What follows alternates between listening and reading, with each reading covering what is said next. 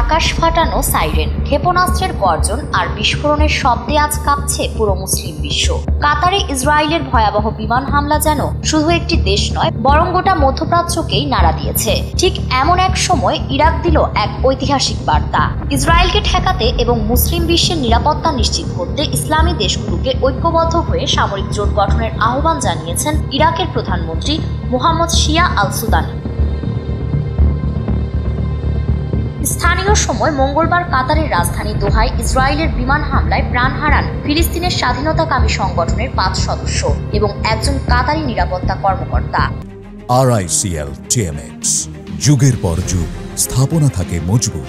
ইরাকের প্রধানমন্ত্রী এই হামলাকে আন্তর্জাতিক আইনের ভয়াবহ লঙ্ঘন হিসেবে উল্লেখ করে বলেছেন, এটি গোটা অঞ্চলের স্থিতিশীলতার জন্য হুমকি। আল জাজিরাকে দেওয়া এক সাক্ষাৎকারে তিনি বলেন, মুসলিম দেশগুলো নিজেদের রক্ষায় যৌথ নিরাপত্তা বাহিনী গঠন করতে পারে। তিনি আরব ও ইসলামী দেশগুলোকে রাজনৈতিক, নিরাপত্তা ও অর্থনৈতিক ক্ষেত্রে একটি সম্মিলিত অংশীদারিত্ব গড়ে তোলারও আহ্বান জানান।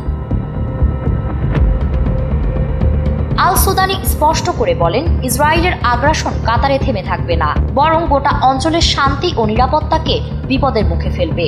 গাজায় প্রায় 2 বছর ধরে যে হত্যাযজ্ঞ চলছে তা যদি থামানো না যায়, তাহলে আরো ভয়াবহ পরিস্থিতি তৈরি হতে পারে। তার এই মন্তব্য এসেছে এমন সময়ে যখন দোহায় আরব ও ইসলামিক দেশগুলোর পররাষ্ট্রমন্ত্রীরা জরুরি সম্মেলনের প্রস্তুতি নিচ্ছেন। আজ অনুষ্ঠিতব্য সম্মেলনে কাতারে হামলার পরবর্তী পদক্ষেপ এবং যৌথ প্রতিক্রিয়া নিয়ে আলোচনা করা হবে। প্রসঙ্গত, গাজায় চলমান সংঘাতে 2023 সালের অক্টোবর থেকে এই পর্যন্ত 64,800 এর বেশি ফিলিস্তিনি নিহত হয়েছেন। কাতার ইসরায়েলের এই হামলাকে আন্তর্জাতিক আইনের স্পষ্ট লঙ্ঘন হিসেবে ঘোষণা করেছে এবং এ ধরনের বেপরোয়া আচরণ আর সহ্য করা হবে না বলে হুঁশিয়ারি দিয়েছে। যুক্তরাষ্ট্র ও মিশরও গাজায় যুদ্ধবিরতির জন্য মধ্যস্থতা করছে। জাতিসংঘ নিরাপত্তা পরিষদও কাতারে হামলার নিন্দা জানিয়ে সব পক্ষকে শান্তির সুযোগ কাজে লাগানোর আহ্বান জানিয়েছে, যদিও বিবৃতিতে সরাসরি ইসরায়েলের নাম উল্লেখ করা হয়নি।